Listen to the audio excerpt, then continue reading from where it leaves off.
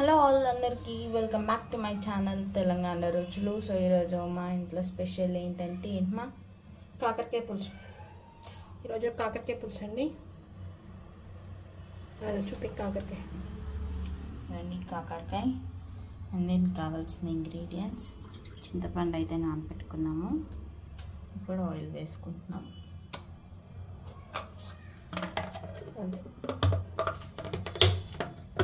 Oil వేసుకున్నాము. Oil heat ఎక్కిన తర్వాత నెక్స్ట్ ప్రాసెస్ అయితే స్టార్ట్ అవుతుంది. ఇందులో జీలకర్ర ఆవాలు అయితే వేసుకుంటున్నాము. ఇప్పుడు పచ్చిమిర్చి, కరివేపాకు, ఆనియన్ వేసామండి.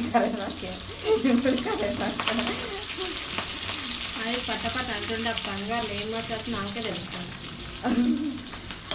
ఆనియన్, కరివేపాకు, పచ్చిమిర్చి వేసుకున్నాము. సో పచ్చిమిర్చి కొంచెం మగ్గాలము, ఫ్రై అవ్వాలా. పచ్చిమిర్చి కదా, ఆనియన్ సో ఇదండి. ఇందులో కొంచెం పసుపు వేసుకున్నాము.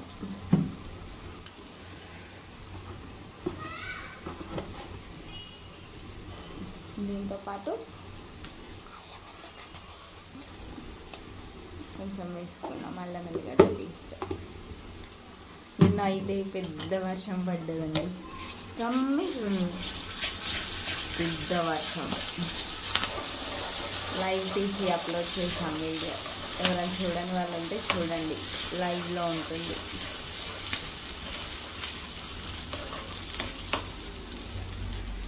ఇప్పుడు ఇందులో కాకరకాయ వేసుకుంటున్నాము. కడిగి కట్ చేసి వాష్ చేసి పెట్టుకున్న కాకరకాయ అయితే వేసేసుకుంటున్నాం. ఈరోజు నోరు తిరుగుతలేదు వస్తున్నా.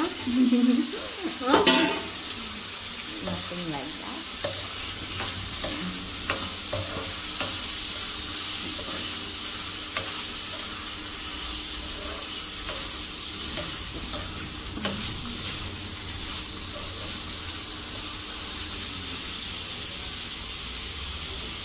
టమాటో వేసి కర్రీ కూడా వండుకోవచ్చు. బట్ మేము ఏంటంటే పులుసు చేసుకుంటున్నాం అనమాట.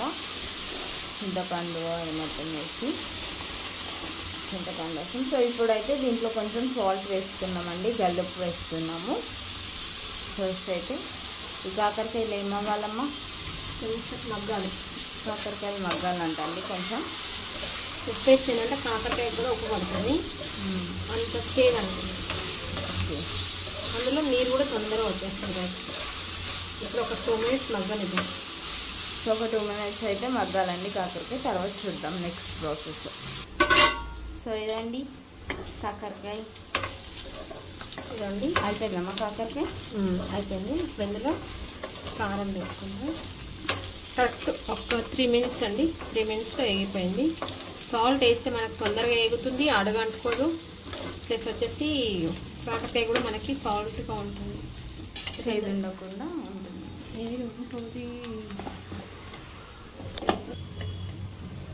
ఇవన్నీ కారం 1.5 స్పూన్, మీకు ఎంత కావాల్సిన అంత వేసుకోండి.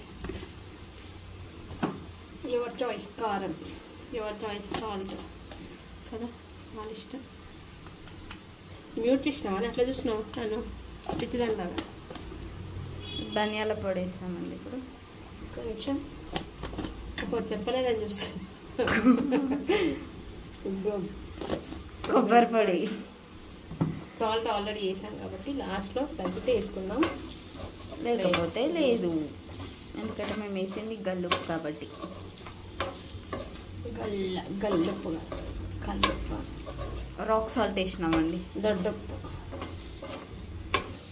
సో ఇవన్నీ స్పైసెస్ అన్నీ వేసుకున్నాం కదా. ఒక 1 minute ఏమంటారు దాన్ని, వీటికి పట్టాలి. ఈలోపు మనం చింతపండు తీసుకుందాం. చింతపండు జూమ్లో పెట్టినా అసలు ఎస్ జూమ్లో పెడితే అక్కడ ఉన్నట్టుంది. అది జూమ్లో పెడితే సరిగ్గా కూడా వస్తున్నా. సో ఇవన్నీ ఇప్పుడు చింతపులుసు పోసుకుందాం.